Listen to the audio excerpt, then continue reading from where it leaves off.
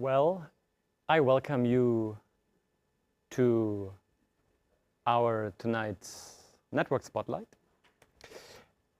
As you recall, it's a format where we share what is going on at ITU with the people that work at ITU to give like a glimpse at the topics we're doing research at, the interesting people we actually have with us, and also the important topics that we're working on. If you recall, the mission of ITU is basically bringing or helping the digital transformation towards industry, but also towards society. And those two aspects are in a very nicely way bridged with today's topic, which is about learning. And if you think about learning, and actually it doesn't matter whether you're like a student or you're in the manufacturing workforce, you're a professor, even a president, or a general politician, learning today is very important in all different spheres, and it doesn't stop at like some seniority level. Yeah, even after graduating, even after PhD, learning is something that continues through our whole lifespan. And then we know that artificial intelligence as a tool is changing that significantly. And within the mandate of ITU is not only contributing to the future of learning in the sense of finding ways to use technology and tools to actually leverage that, but also to find new ways how a university can effectively use those tools and how a university can actually scale to provide a model for the future. And so I'm very happy that tonight we are with one of our experts in that field. It's Manuela Paechter. She's a professor for computational educational psychology. That's very complex, but then also very important because interdisciplinary term. And she will share with us in the next about 45 to 60 minutes her recent work, her latest contribution. And so I'm giving the floor to Manuela and inviting you to give a warm applause to welcome her.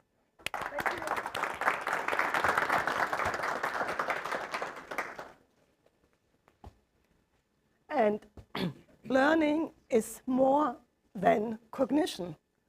Learning needs to be or should be an experience where people come together and they have joy in learning.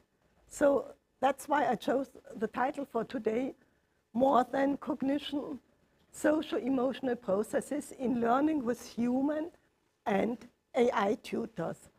And I want to take you on a journey today, which spans several decades now, learning and the emotional side, socio-emotional processes of learning. All the learners agree with me, learning is a complex and a multifaceted process. When you talk about learning, of course, you have the idea you want to develop knowledge, and that knowledge should be applicable. You should be able to use it for your profession, for your further life. So let's have a look at the side of a tutor. What are its tasks or their tasks? What are tutor tasks? What need they take to be aware of in their tutees or learners? I would be not a good presenter if I would not be able today to draw attention on the topic. Without attention, there's no possibility to learn. So attention, perception, we need to support this as tutors. Learning is dependent on our memory processes. You all have a long-term memory in which knowledge needs to be shared effectively. Learning is more than only cognitive strategies like understanding, doing tasks. You need to know how to learn, how to control your learning processes. That is the metacognitive side, and it's about problem solving and reasoning. So these are very complex tasks for learners to accomplish all these cognitive steps, but also for tutors to be aware that all these processes have to be supported. But learning is more than only cognition. There's an emotional side of learning.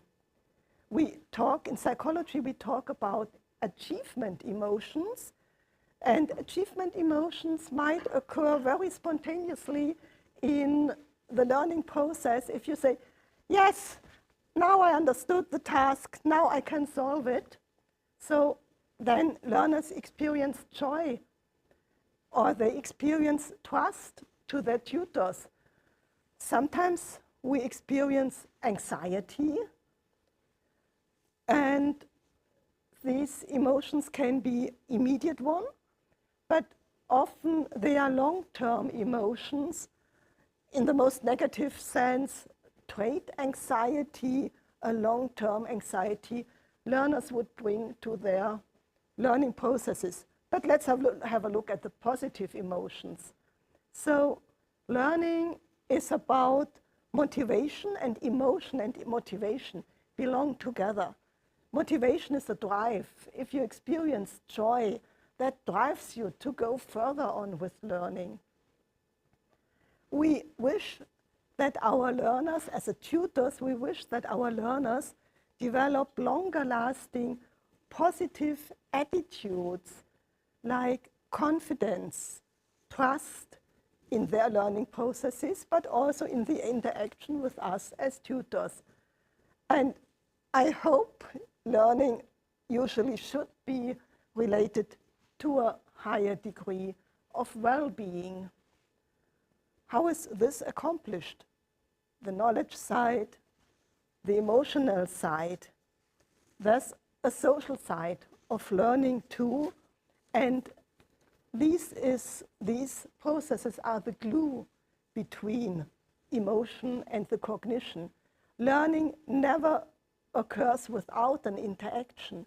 It might be that learners interact with each other, and that a tutor or an instructor gives instructional, emotional support, or learning may occur with what we call here, or what I called here, a virtual social entity, for example, an AI who functions as a tutor. So we could say the interaction, the social side of learning, that is the glue which binds all these aspects together. And psychology, learning psychology, has thought about decades how important is the emotional side of learning and teaching. Maybe some of you know the meta study by Hattie, one of the really great educational researchers. And he did a meta study in which he subsumed hundreds of studies on the importance of teacher-student relationships. What is a good student-teacher relationship? What didactic behaviors are important? And he identified elements like trust, experiences of respect, conveying warmth from the tutor to the student, but also the other side around. So these are the emotional aspects which make a difference. The feeling of students that mistakes are allowed, learning can be constructive, is also important. Instructional clarity is also a socio-emotional aspect of learning and teaching in Hattie's view. And knowing students of learners, to know how they learn and to take into account their needs. This is what Hattie calls classroom management. And other research is also confirming this. They speak of a dynamic vigor of teachers. So teachers express their motivation, And this is also a motivational impact for learners. Or Snyder's also describes similar aspects in instructor support in his research on adult learners. So classroom management is a complex aspect which combines cognitive and social sides of learning. The question occurs when we do research on communication, media-based communication, technology-enhanced learning. Is it possible to ensure that all these aspects of learning are really taking place? Do computer-based tools or AI-based tools, can they really function as good as a human? We will see they can. But I told you I want to take you on a journey.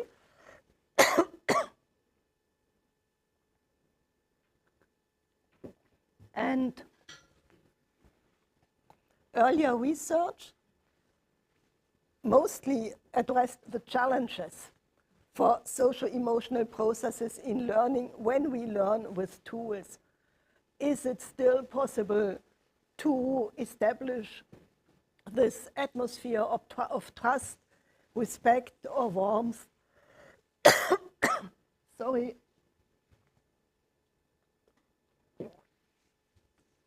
So how can these tasks be fulfilled in learning? And as a psychologist, we always need theories. And that's the point where I want to introduce you to a theory which tries to explain how learners, tutors, or people who communicate with each other or within a group, socio-emotional processes can be ensured in learning. And this is the theory of social presence. If you have a look at Hattie, it fits nicely into the idea that we need the experience of being with another in a mediated environment. We need to feel the presence, for example, of a tutor, and the feeling of being social and emotionally connected to each other is an important aspect. And according to Short, this occurs in mutual interaction and communication. The concept of social presence has undergone a huge change, and astonishingly, in AI-based research, we find these different theories developed at different points in time. We still find all of these theories, for example, in psychology on AI-based learning. Short, Williams, and Christie, they assumed, how can we establish social presence?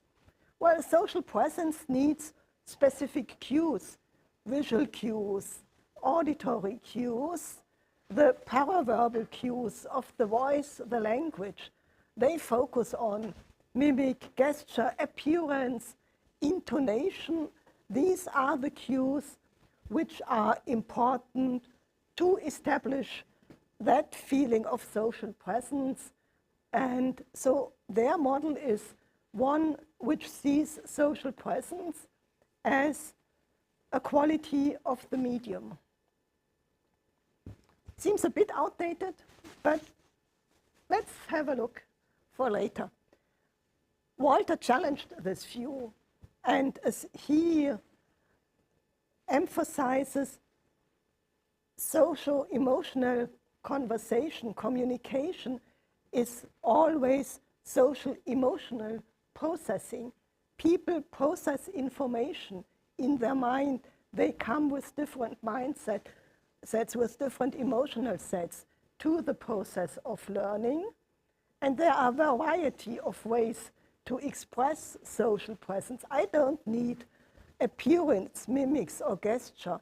We have in text-based communication we have emote icons, we have stylistic elements, so we can have a high social presence also in computer-based communication. And besides, it's a need of humans that they express themselves, their ideas, their feelings to others, and they are inventive. Humans are innovative and creative in order to express this socio-emotional information.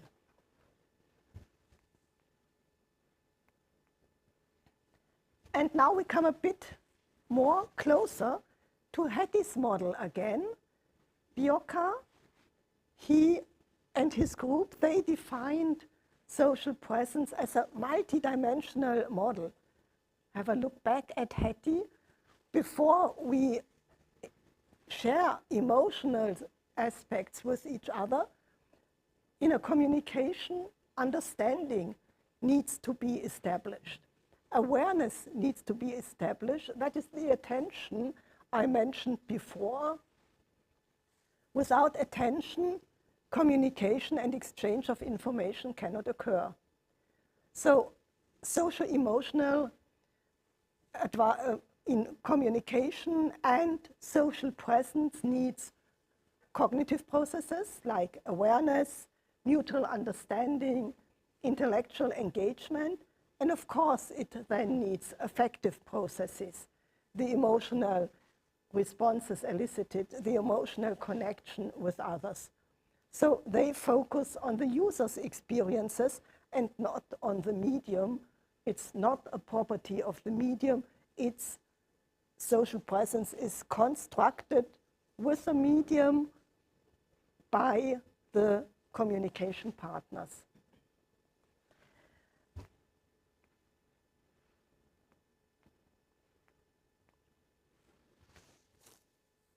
So, and now I want to take you back in the year 2000 when we did the first research projects on this theory of social presence.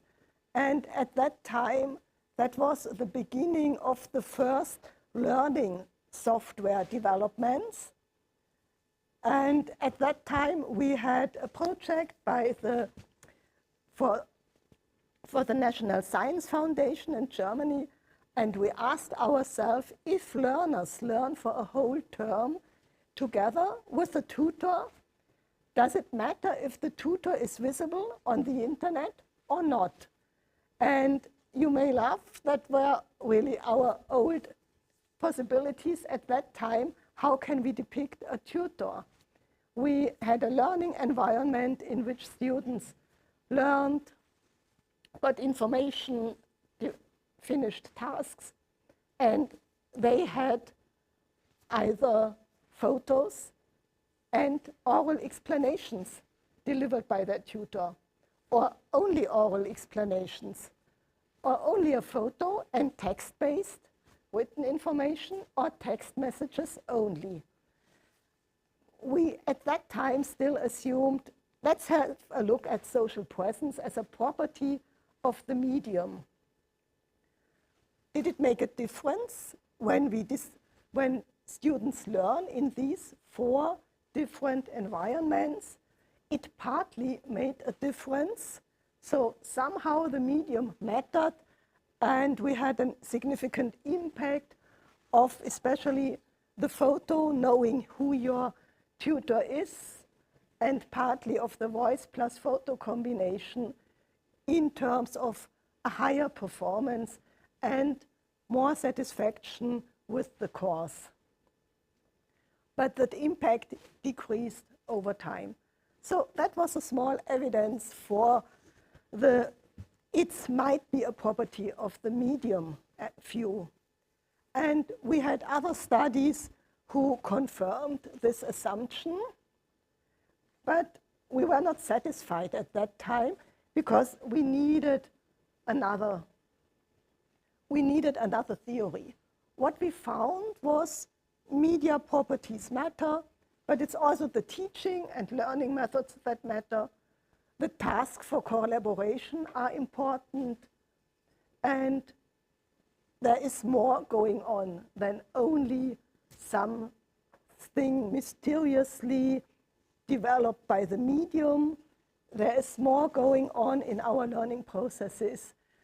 Our students, they were eager to express themselves, to deliver social information about themselves. So it can't be only that view of social presence determined by the medium. We needed another theory for that. Psychologists are always working with theories. That's kind of a professional disease we have. We first need a theory, then we develop an experiment, and then we go into the practical parts. So we needed a theory, but we found a theory. And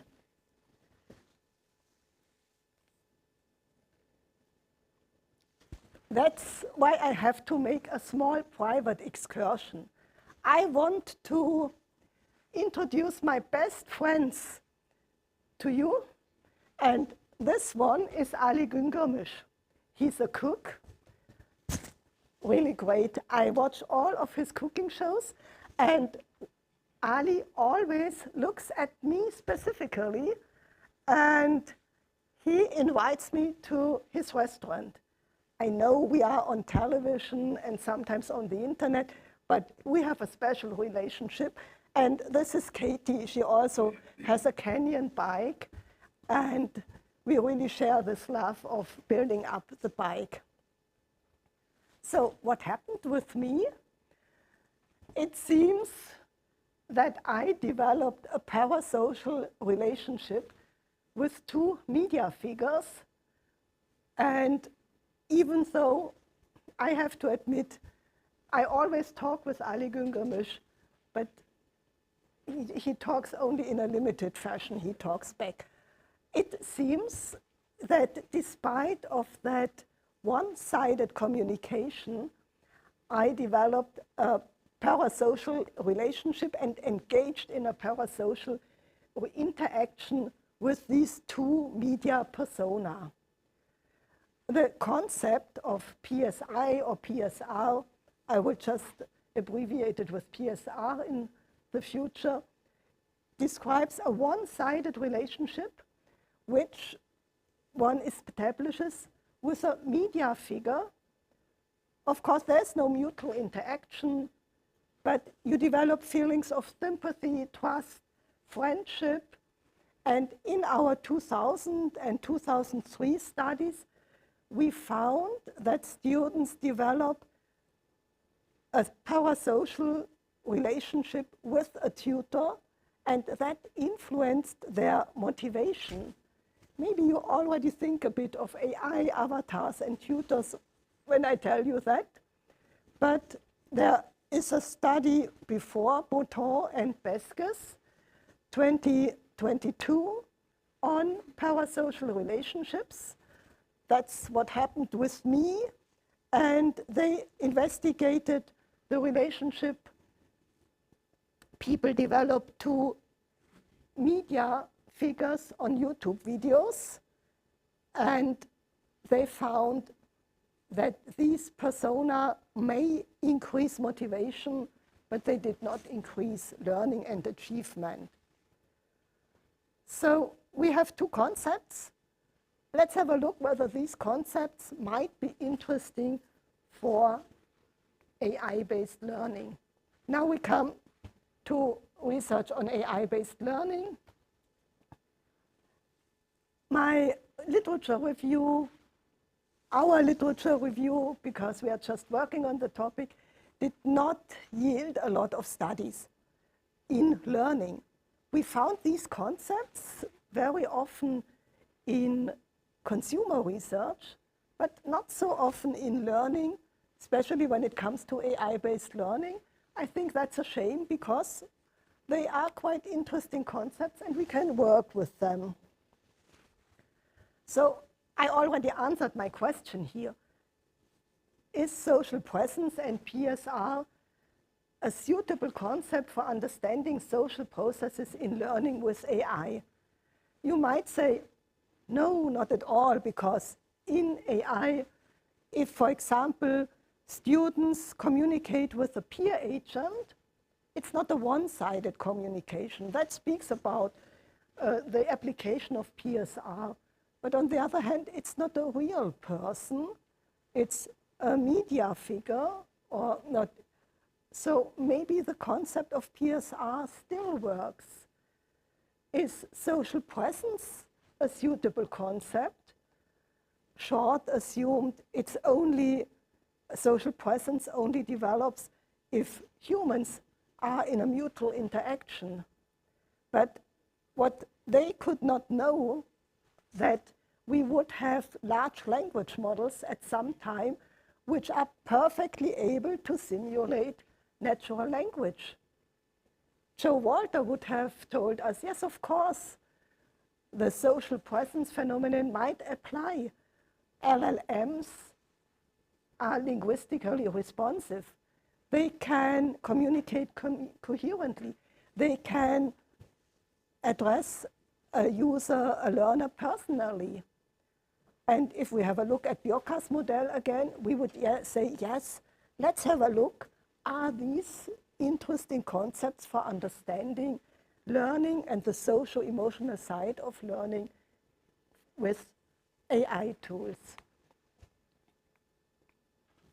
So I did not find a lot of studies, so I won't take too long in showing you all the studies. But we found a little bit. We found a study quite recently by 𝐒𝐭𝐤, 2025, and she and her team, they asked themselves, is there social presence when learners communicate with AI tutors, and what are the preferences? And they developed an AI tutor with different degrees of anthropomorphism, and they wanted to know whether students decide for one or another tutor. They assumed there is an interaction between the degree of anthropomorphism and the type of task, and they assumed social presence increases when we have a more human-like AI agent or AI avatar. So here you see a little bit the old assumption. It's a property of the medium, in that case of the realism of the avatar, which determines the development of social presence. And they came to the conclusion that for a specific type of tasks, more or less anthropomorphism is important. They did not measure learning itself, and there were some flaws, only 2 types of avatars. But it's an interesting study, and it shows, yes, we can develop these feelings of social presence. Then another study by Ebadi and Amini, and this was English as a foreign language. What did they investigate? They analyzed written conversations between a tutor, a chatbot tutor, and learners, so language learners. And they analyzed the interaction, they analyzed the discourse. That's why it is a mixed method study. They did not vary the peer avatar or the text-based AI tutor. They even did not have a picture of the AI tutor. It was a chatbot in written communication. But they found that students differed in the sense of social presence they developed within the interaction with their tutor. So it seems whether you feel socially present or not is also dependent on our own social information processing desires and behaviors. So we have both old views which found some evidence in these studies. They found a correlation between the degree of presence and motivation, but presence was more only on the emotional side here. Then another study is the one by Paechter and 𝐒𝐨𝐤𝐨. It's an analysis, it's not an empirical study. They go along with the study before, and they praise natural LLMs because of their properties for natural language. They assume that the rhetorical and conversational features, they are able to develop the feeling, the impression of social presence. And we have a lot of studies in e-commerce on service agent. You all went on the internet one time and you had a question about a product. And Noor, for example, she investigated how should service agents behave, and they found that specific linguistically and style elements are important for establishing social presence, but also for establishing PSR.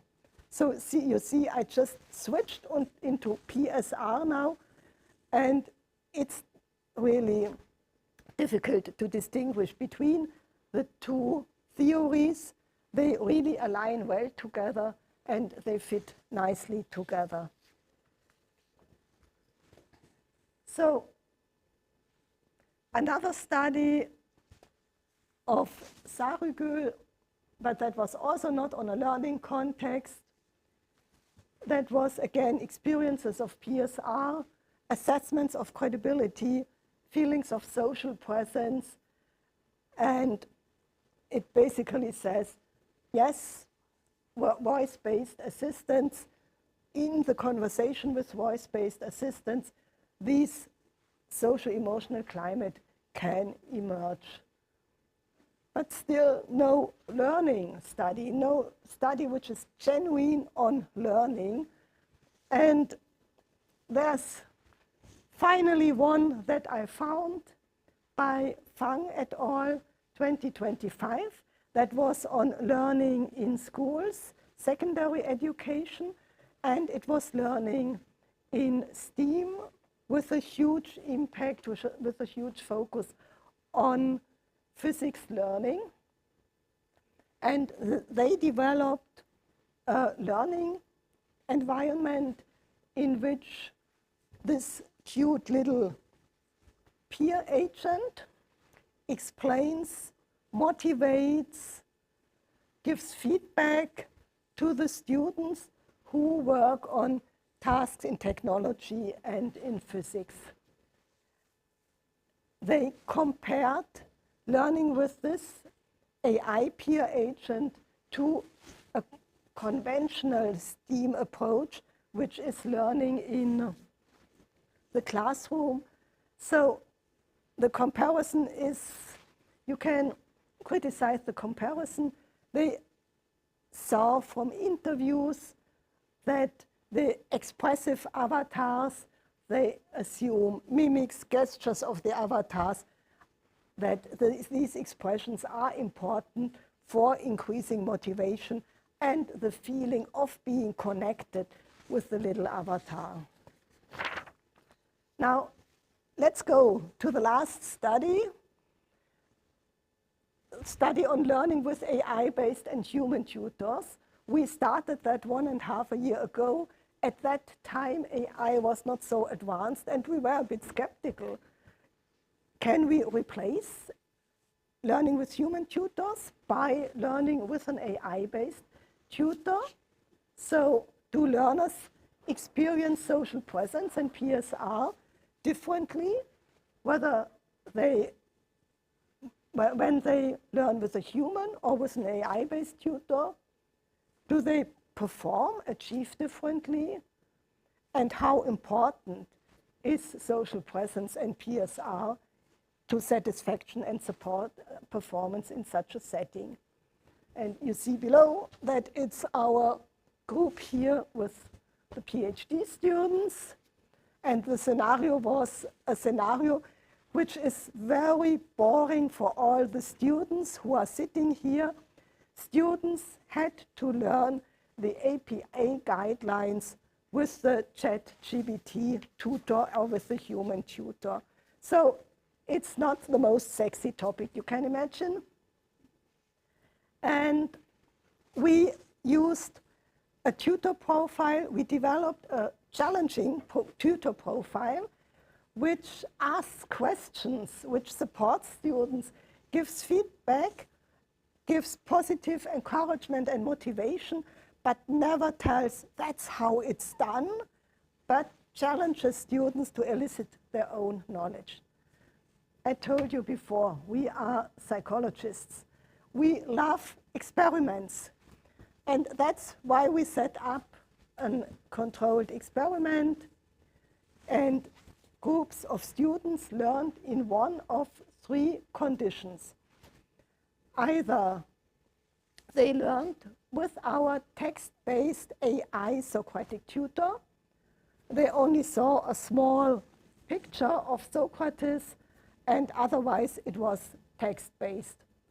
Or they learned with a human tutor, but also by written text, or they had a Teams voice call with a human tutor. So we worked very carefully. Students filled in a pretest on their knowledge of API guidelines. They came to the laboratory. It was a laboratory experiment.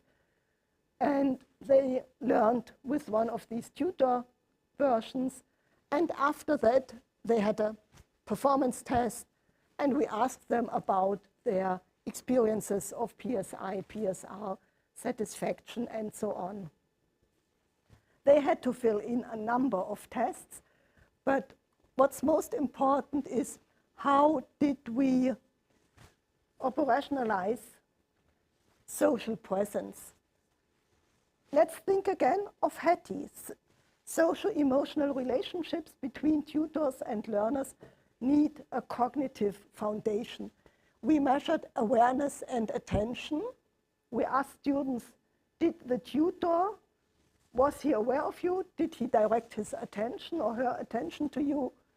We measured whether understanding was given and whether there was a mutual attainment in the interaction according to the student's view. And we measured co-presence. Did you feel being together with this tutor? Did it influence your mood? We did a manipulation check. Our AI tutors and the human tutors, they had to use basically the same explanations. They were not allowed to develop a completely different conversation. Whenever the conversation was about the knowledge, the conversation was standardized, but very naturally. So this is the cognitive and the emotional side. We measured students' parasocial interaction.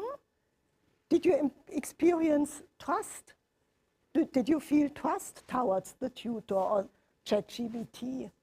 Did you experience it as friendly and open-minded?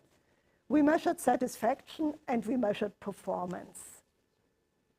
So do we need human tutors, or is the AI tutor as joyful, efficient as a human tutor? So I have a lot of statistics, and I'm just browsing through all this and show you the results here on a figure. So our statistics compared learning and students' expressions in these three conditions. And have a look at the blue one, mutual understanding. There's no difference between the AI and the human tutor.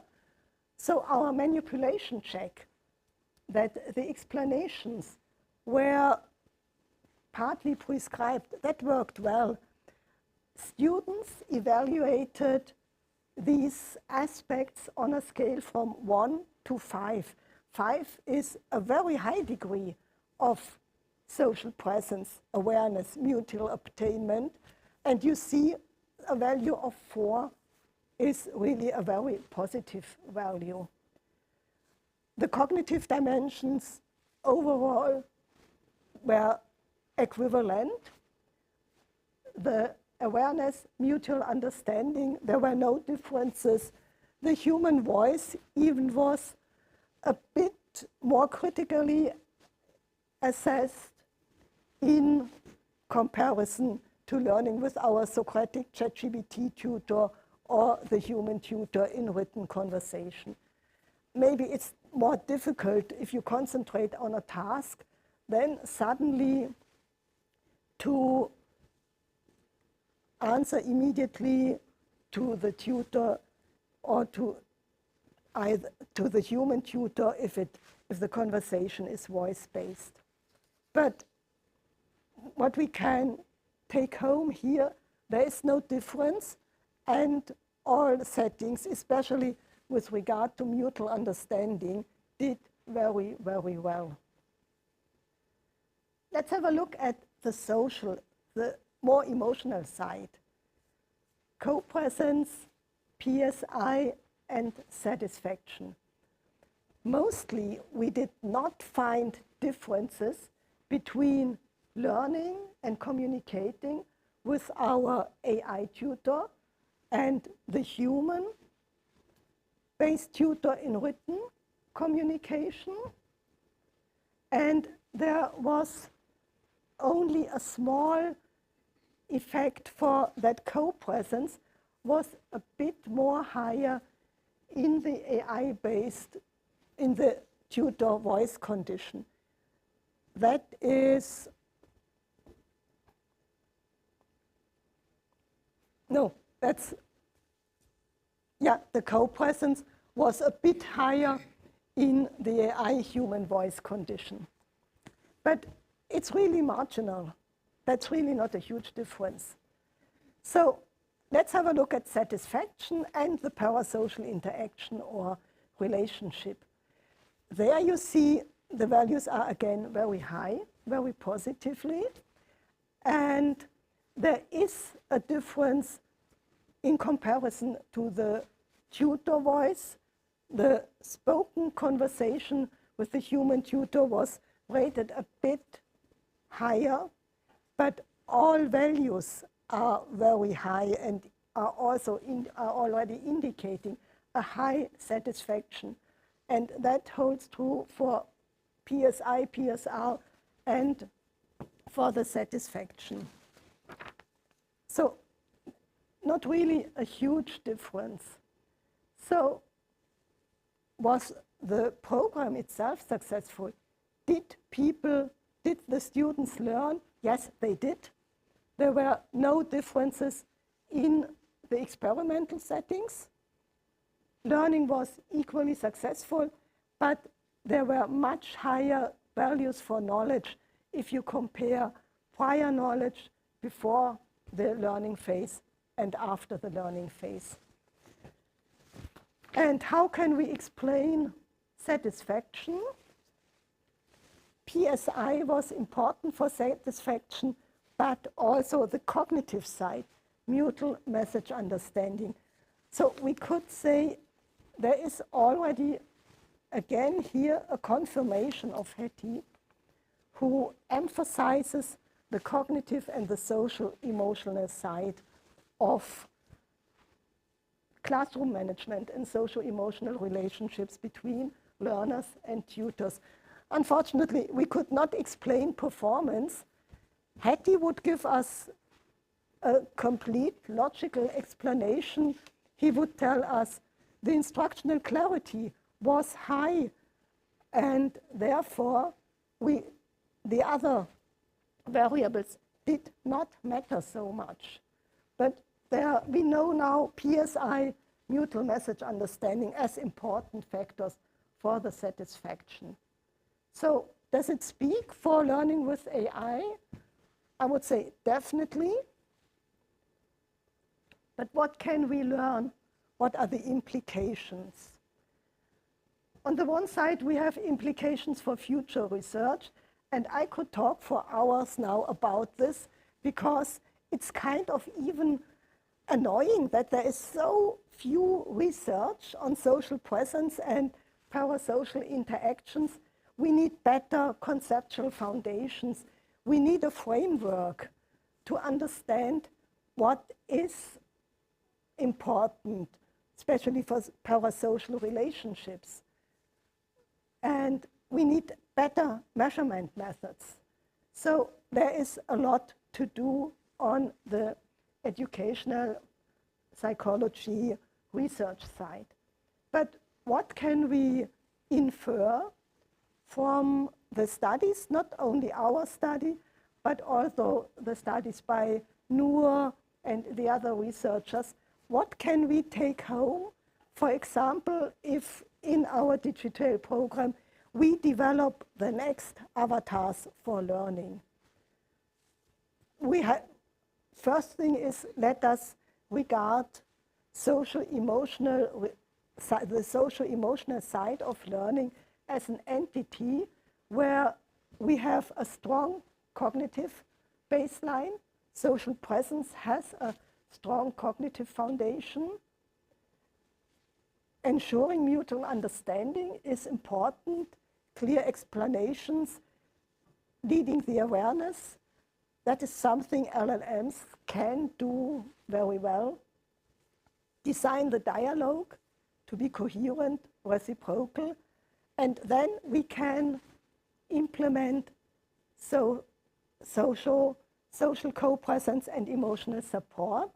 We can do this by the language itself, by verbal means, but we can also do it by paraverbal or pictorial means like mimic, gestures. And here we need more knowledge on the development of peer agent avatars and how they should look like. An important message to take with us is also look always at the task and the learning contents and combine embodiment and anthropomorphism thoughtfully. We saw the use of voice, avatars, gestures in one study was very helpful, but it seems really to depend on the task and whether and on the learning contents itself. So I would say we have our work cut out for us, the PhD students, the digital program, the whole research group. We have our work cut out for us, and presently we have 2 PhD projects going on. One where we have a closer look at the design of avatars and a closer look to the socio-emotional design. And then we have another study where we look also on the emotional design, but also, and with a special focus on the cognitive sides of social presence. How can we ensure the cognitive sides of social presence? And lastly, whenever I told you or described something of we do this and we do that, I want to introduce the research group. The people are sitting anyway, they are always also sitting here, you see them every day, but just, maybe not me and Julia, but the others, but just imagine what would our research group look like if we were avatars, and maybe we would be that. And here you see the whole research group and how we look in the pedagogical agent and avatar world. Yes, and with that, thank you for listening to me, and I hope you enjoyed the presentation.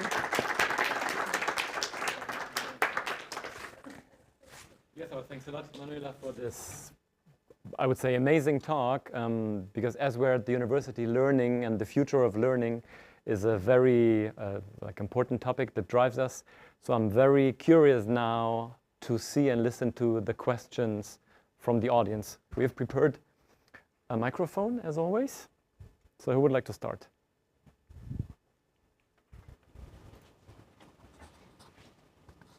So, thank you for the great talk. I want to ask one thing.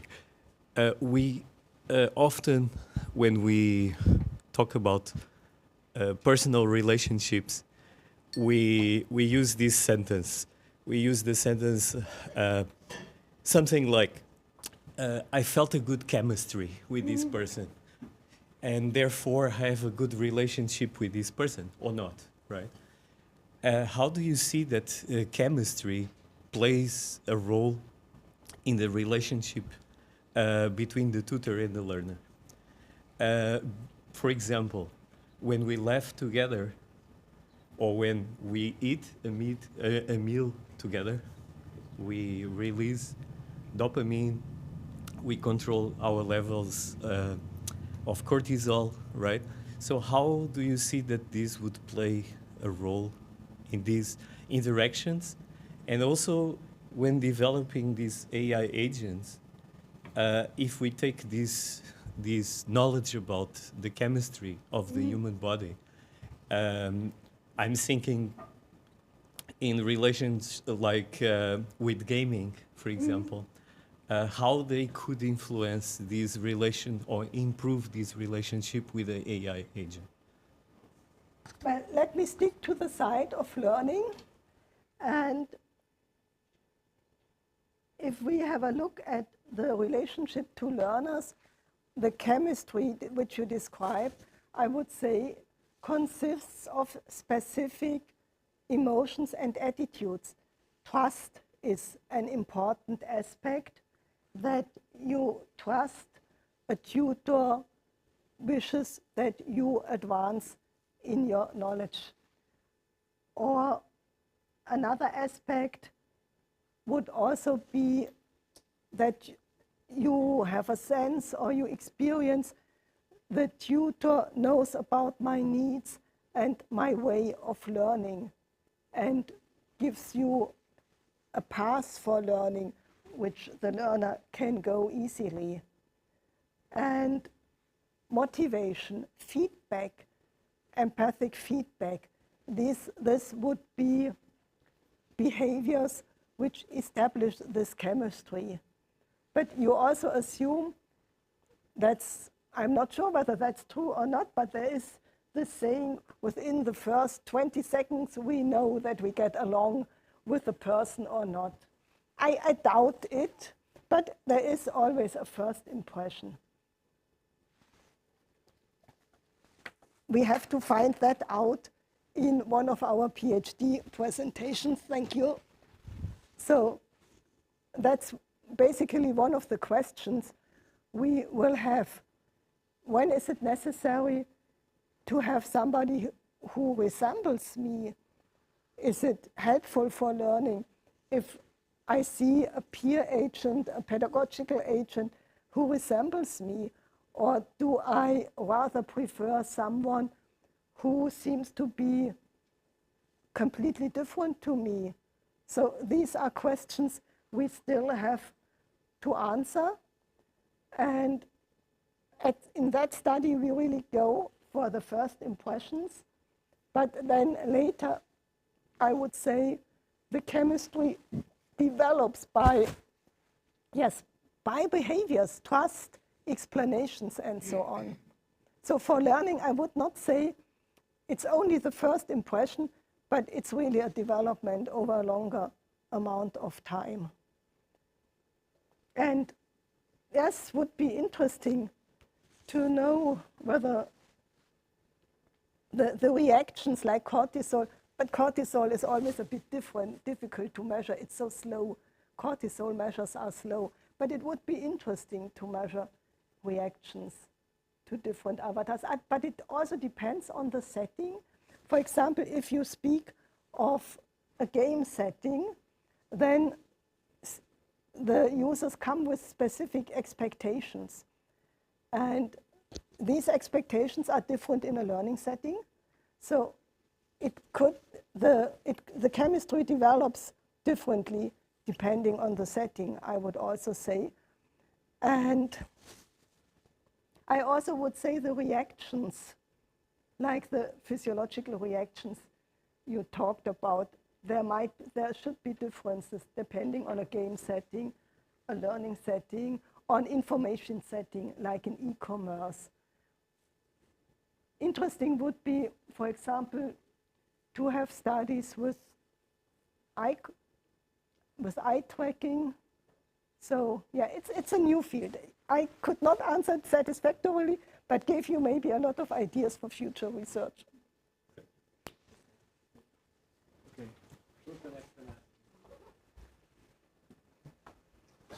Yeah, thank you also very much for the presentation. I had one question. How much did studies look like were done in long term? Was the experiment just like one 2-hour session or so? It was only a 2-hour session, or a bit longer. Only the study, the Chinese study by Fang, investigated learning over several months.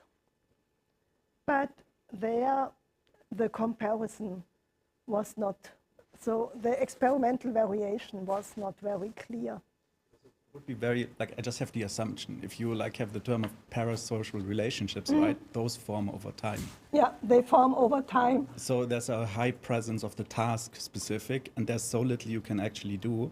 But I think I have the theory that like very much the image in this relationship that you develop with like a teacher, right, or like any person develops over time, and also like because of we share the same world, and like if something happens in the world, right, it affects both the teacher and the student, and you can connect to your teacher or not, and you can talk about it. Like there's a lot of things that in this short situation I think really cannot be tracked. Yeah, I agree. We need long-term studies.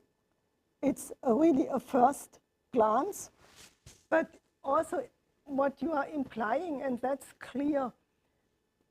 If we have tutors in the real world, they share a world together, and they might be affected by what is going on the outside of the classroom.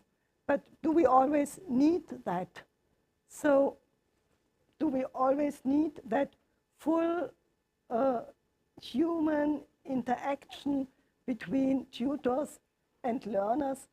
There are many instances where it's much more convenient to learn with an AI-based tool, and where it is maybe even faster or maybe even more joyful. So I would say really depending on the learning objectives, for example, one or the other setting has its qualities and its pros and its cons. I would like to ask a follow-up question, so thank you for the answer. Did you also look into, because you made the statement in the beginning that like there's these categories, and then you compare AI tutors, and also like importantly media mediated, like through media presence, you didn't compare a person in the room sharing student environment, right? But also the human was like either via text or like video or whatever.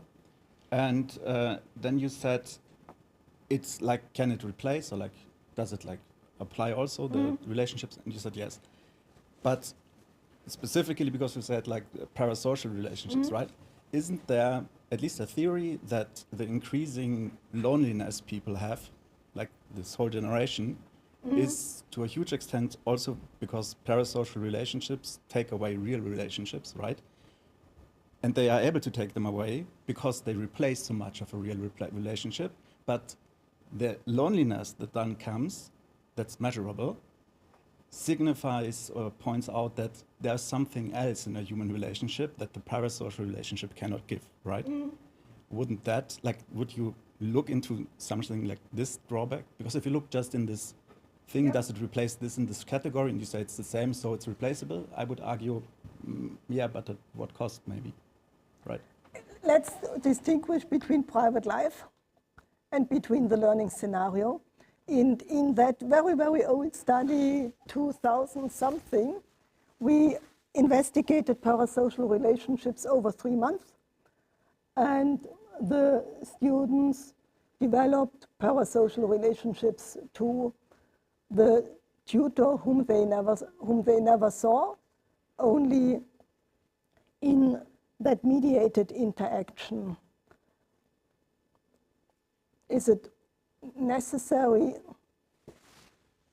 When would it, from a designer and a tutor's perspective, I would ask, when is it necessary that we need the human interaction between the learner and the tutor? So how can we mix it together? How can we mix it? It's not either this or either this, but in learning there could be very efficient ways to mix the different types of interaction. Go by chronological order that I saw the questions formulated. Yeah, I don't know if you studied the influence of the AI agent, if the AI agent looks like a cartoon character or if it's really a full rendering. You will? We not study it, You but will. we will. Okay. Here is a PhD student, and the PhD students here will do this. Thank you. They have to give the next talk. Hi, Manuela. Thank you for the talk. Just a quick one, kind of a follow-up on this question based on parasocial relationships, because as you were speaking, I could see myself using more and more AI tools to learn. And I also could see myself at the same time distancing myself, in a sense, to my colleagues, asking them, like, hey, can you give me a quick advice on how you actually figure that one out? Or distancing myself from my actual tutors, like, hey, how did you solve that one?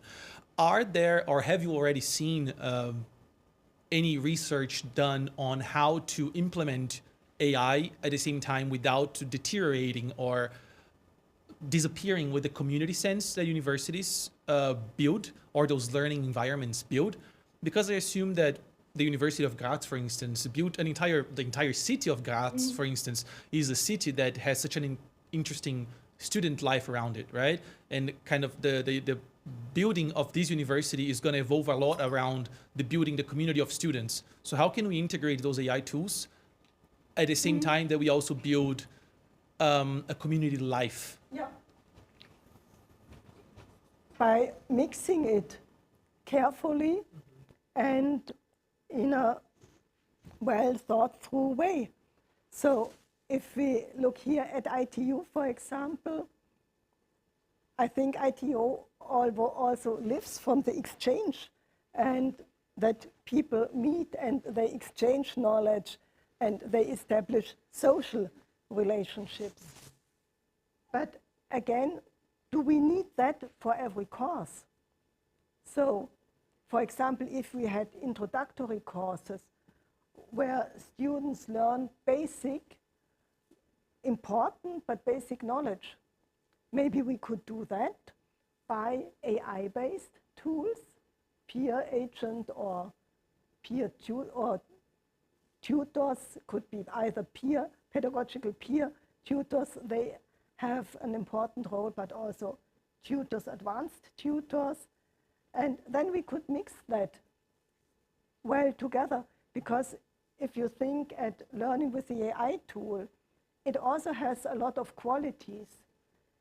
It never gets angry, like I sometimes do in case of specific student questions.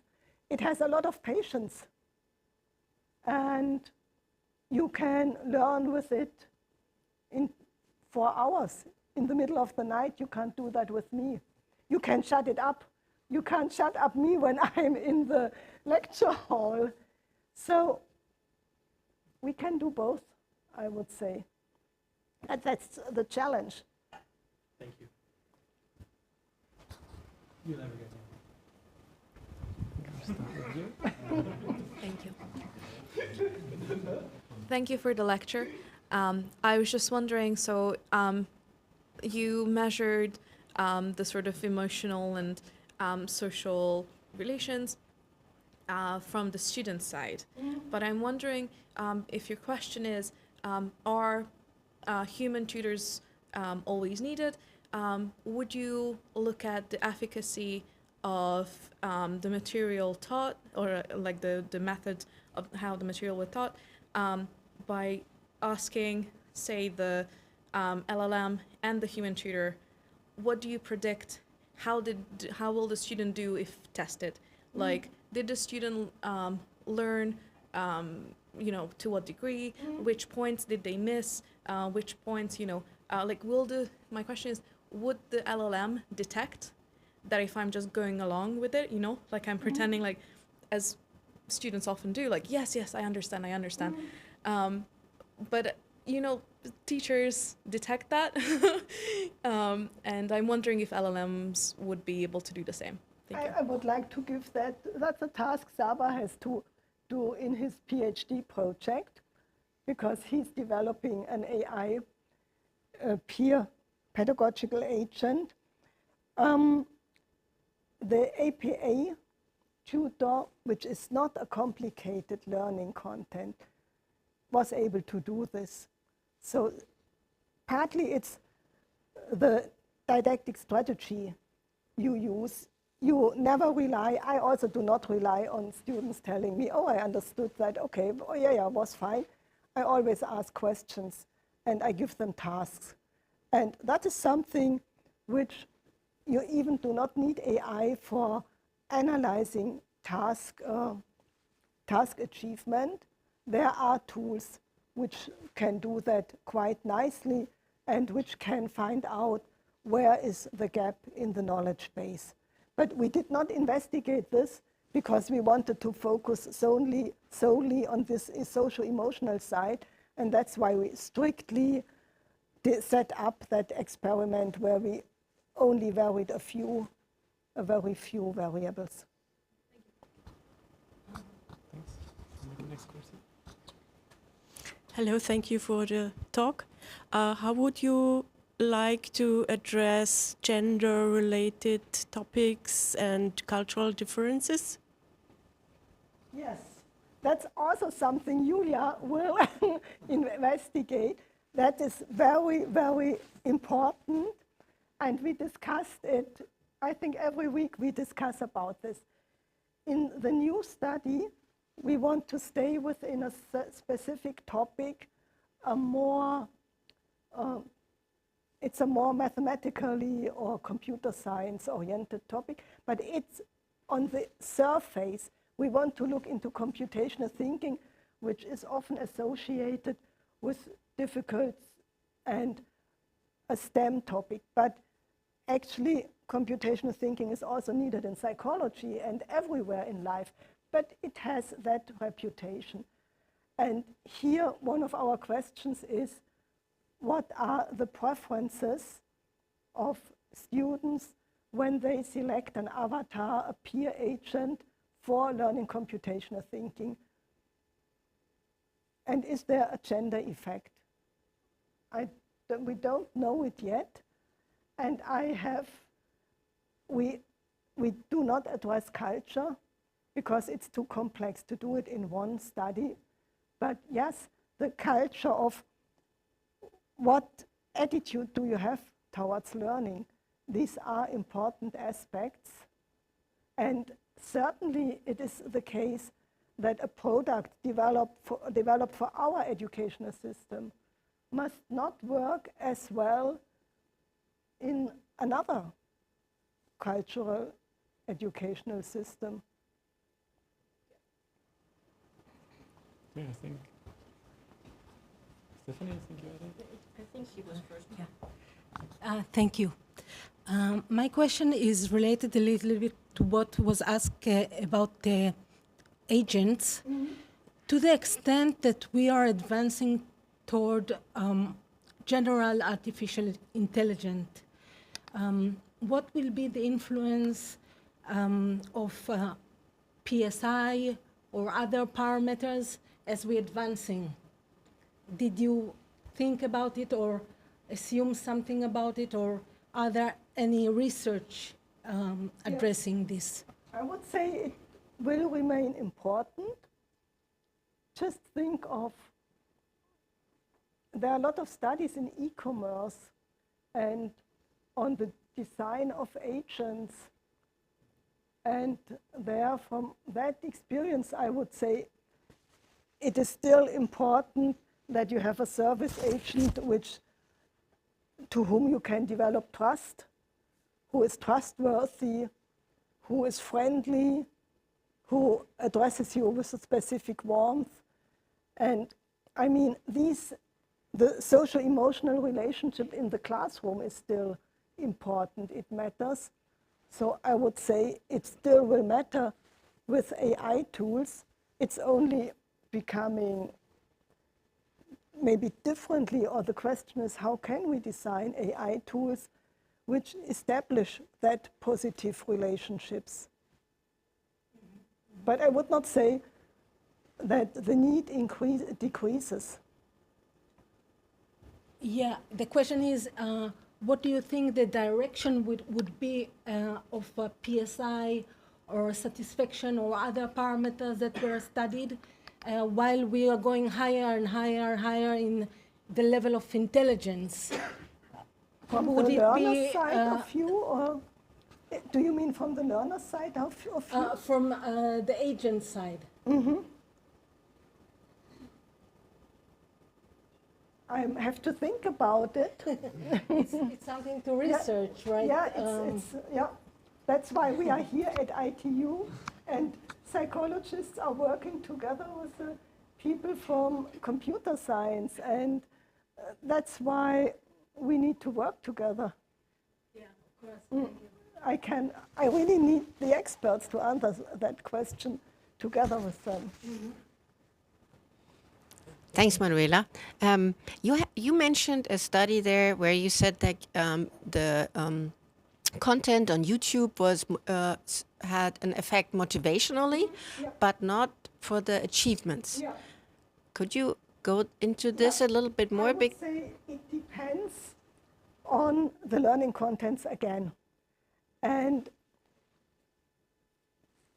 it was, if you just imagine that we are having a learning content where you are manipulating things. So for example, building your bike, so you have different parts, and now you have to build the bike together. So in that case, it's important that you have a good instruction. You need the pictures. You might need a few animations. And maybe this was not an optimal YouTube video in that case. So my credo always is have a look at the learning contents and try to build up instruction so that it's well adapted to the learning contents. And YouTube has its real advantages then, because you can show things in a film dynamically, but compared to doing things together, then a teacher could give further advice, could show where errors are. And in the YouTube video, you have the video, you can stop it, but you are never doing things. Okay, so you compare it to a human. Okay, I thought For that was example, also yeah. a different... okay, so what amazes me most with AI right now is that it can give you such incredibly fine, detailed feedback. Yeah. More than most teachers ever would be able to give you. And so I think this is a great opportunity to link things, because I think this feedback is also something which probably was missing in the time of Corona, where everybody was just watching those teachers teach, but there was hardly any feedback. And and that's what we then in the end saw, that the students didn't learn as much as when they actually were at the university or school. But you have to model the AI tool well, very well. for giving good feedback. That's my experience from my daily teaching experience. Well, I think, I don't know. I mean, of course, so I just experienced this thing where you can give presentations in front of a ROI, and it gives you incredibly detailed feedback, and that's just an LLM. Yeah. It's not, you know, it's not even real educational in that sense, right? So, and this kind of feedback is really, it's really amazing. I think this really takes you one step further. Is that something which you also want to look at in your research?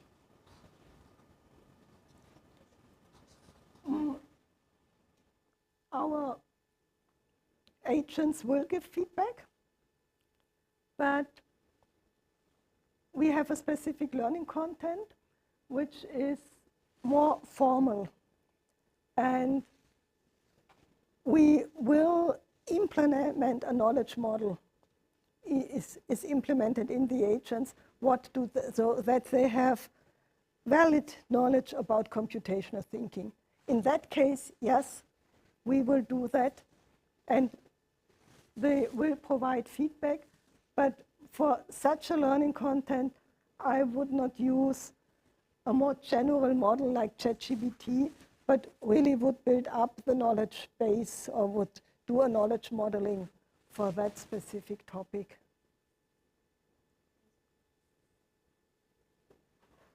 I can see at least one more question in the audience. Thank you so much, Manuela. The last study with Julia and Saba was really interesting to me, and I wanted to ask like few questions regarding that. Small questions.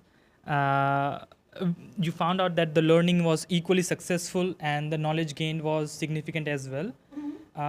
Do you see a world where we can see the social presence and other variables being more, like the AI doing better in satisfaction in those variables compared to the human itself? And what are its implications in like learning for that? Well, you know, in the experiments, we use standardization. And we can say under these standardized conditions, the human did so, and the AI was not worse. That was comparable. And in the human world, you have a lot of teachers, different personalities, different drive, different dynamic vigor.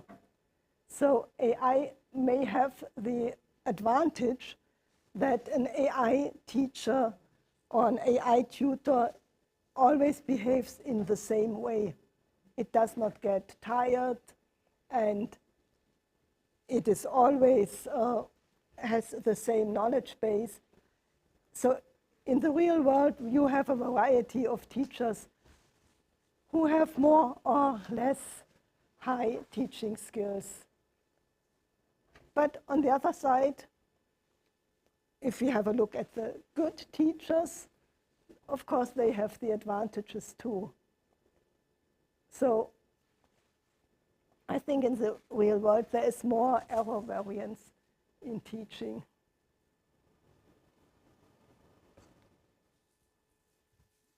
Okay, then I think I would like to ask, are there any questions from our online audience?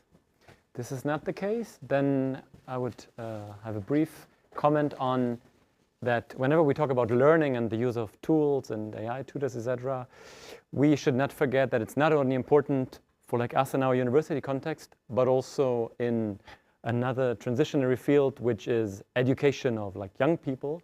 So in schools, so we're also happy at ITU that we work together with some schools from the region to actually find out how they can introduce technology, how they can reshape the model of education in the schooling context, because we understand that learning, of course, is not stopping now, no matter age we have, but we basically lay the foundations of most of the things we know when we're really young. So learning and whatever Manuela is working on, specifically on the relation between the person who's learning and the tutor, is very important, especially also for younger children. So having said that, I want to thank very much Manuela for this like lovely lecture and all the insights. I think the questions on the floor showed that the topic is very important, and also the talk was very inspiring. So thanks a lot for that. And I would like to end with a warm invitation to our upcoming Network Spotlight, which will already be tomorrow. So we'll have a special topic there. We are inviting our colleagues and friends from women in AI, and we will focus on that, so everyone is welcomed. And for the rest of the evening, I wish you a great conversation here. Thanks to the online audience, and thanks to all of you.